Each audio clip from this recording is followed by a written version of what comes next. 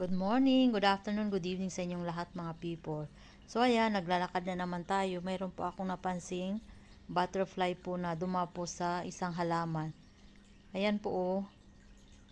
Ganda ng kulay ng butterfly, 'di ba? Ayan. Ang tawag pala diyan sa halaman na 'yan sa amin ay kamangyan. Mayroon din pala dito sa ibang bansa. Akala ko sa Pilipinas lang. Saka may dalawang klase siya. Ayan oh, yung isa. Tapos yung isa parang green. Ang tawag po dyan sa English ay camphor basil. Ayan po oh. Ang lulusog kaya nila.